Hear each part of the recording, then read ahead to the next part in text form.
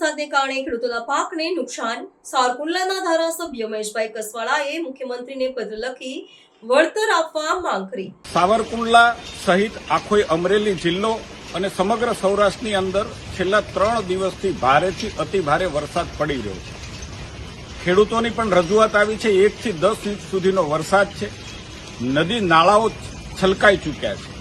નદીઓમાં ભારે પૂર પણ આવ્યું છે અને સાવરકુંડલાનો હાથસની ડેમ અને રાજુલાનો ધાતરવડી ડેમના દરવાજા પણ ખોલવા પડ્યા છે ને એટલે સાવચેતીના પગલાં પણ તંત્રએ લીધા છે।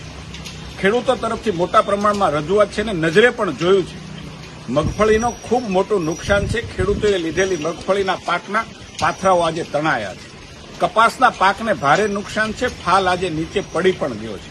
ડુંગળીના પાકને પણ પારાવાર નુકસાન છે ને એવા સમયે અસંખ્ય ખેડૂતોના ફોન દ્વારા અને વોટ્સઅપ દ્વારા અનેક રજૂઆતો પણ મળી છે ને એટલા માટે હું ખેડૂતના દીકરા તરીકે ખેડૂત વિસ્તારના જનપ્રતિનિધિ તરીકે રાજ્ય સરકારને માનનીય મુખ્યમંત્રીશ્રી અને કૃષિ મંત્રીશ્રી વરસાદ રહે તાત્કાલિક સર્વે કરવામાં આવે અને ખેડૂતોની વહારે જેટલી બને તેટલી શક્ય વધારેમાં વધારે મદદ ખેડૂતને મળે એવો તાત્કાલિક નિર્ણય કરવામાં આવે એટલી મારી કરબદ્ધ વિનંતી છે।